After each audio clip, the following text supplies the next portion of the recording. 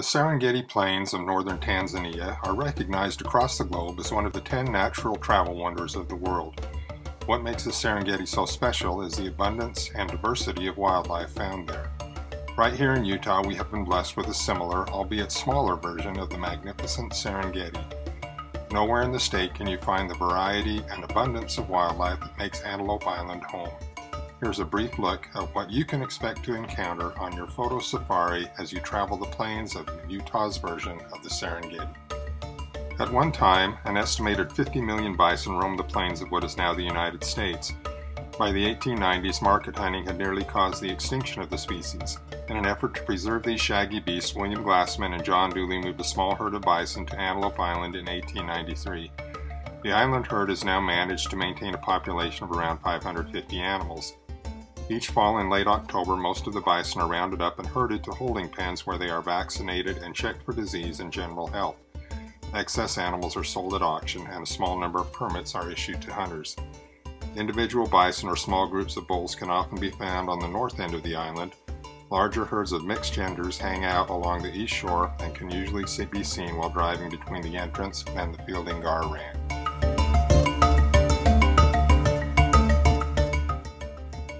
Mule deer can be found almost anywhere on Antelope Island, but are usually within a mile or less of the many freshwater springs. Look for bachelor herds of bucks in late summer through mid-October. Once the rut starts, these bucks will start fighting to establish dominance and breeding rights. During the rut, they can be found with the smaller herds of does and fawns. Favorite mule deer hangouts include the sage pockets near the visitor center. This sage grows tall enough that even a standing buck can easily disappear from view. The boulder field area just south of the chain link fence is another good place to see deer, as is the tin lambing shed area. Deer can also be found near the Fielding Gar Ranch.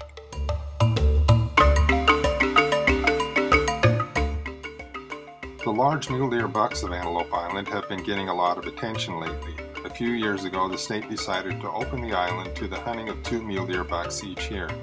This controversial hunt is aimed at generating funds that will be used to improve wildlife habitat across the island.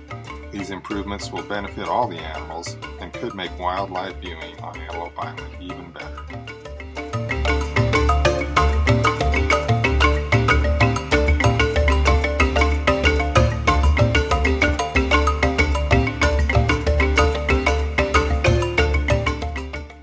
The first non-native visitors to Antelope Island were John C. Fremont and Kit Carson during their exploration of the Great Salt Lake in 1845. According to Carson's autobiography, they were informed by the Indians that there was an abundance of fresh water on it and plenty of antelope. According to the story, they shot a pronghorn, and in gratitude for the meat, they named it Antelope Island. Pronghorns are not really antelope, but are more closely related to goats. They're the only animal in the world with a forked horn and the only one that sheds its outer horn sheaths and grows a new one each year.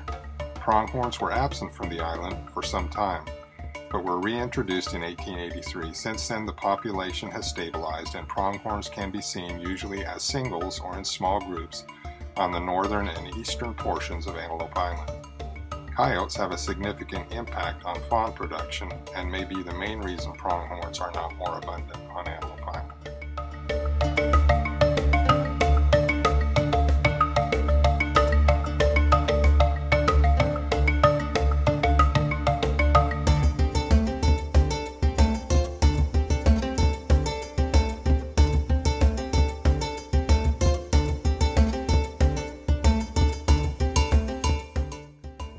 The other large ungulate found on Antelope Island is the California bighorn sheep. These wild sheep were introduced to the island in 1997.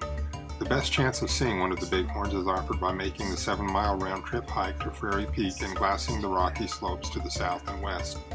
The bighorns have done well enough in their new home on Antelope Island that some have been transplanted to other areas. There are no cougars on Antelope Island, and sheep from this herd have no natural fear or understanding of predation. Once transplanted off the island, they all too frequently become nothing more than expensive cougar food.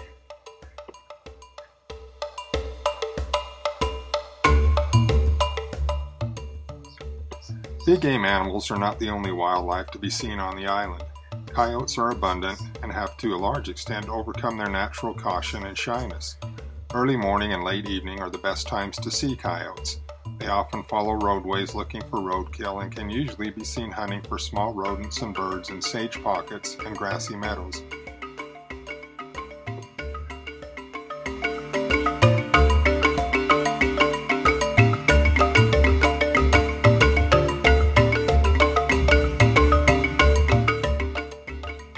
After sunset and in the pre-dawn morning hours, it's not uncommon to hear these crafty hunters howling as they communicate with other coyotes.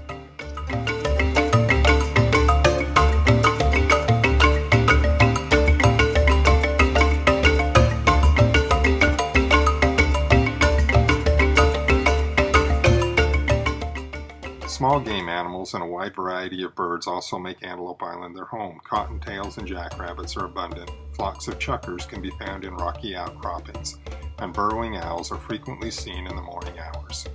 Sunsets on Antelope Island can be spectacular, and a great opportunity to view this fire in the sky and watch small game can be had every evening. Walk north and slightly west from the visitor center and find a seat on one of the higher rocks. Sit quietly and watch. Rabbits will come out and take dust baths on the trails. Chukars can be heard calling to each other as they move into the rocks to roost for the night, and the brilliant reds of the setting sun will take your breath away. If you visit Antelope Island, be aware that in early spring, usually from early May to mid-June, there are swarms of pesky biting gnats. Be sure to wear covering clothing and apply generous amounts of insect repellent to discourage these no-see-ums. We have also found that the wildlife usually tends to move away from heavy human traffic on busy weekends, so visiting during the week can make your experience more pleasurable.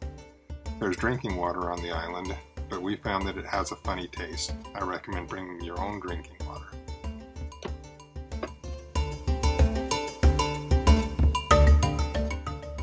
So take advantage of this great opportunity to enjoy Utah's Serengeti and join us as we explore the outdoors.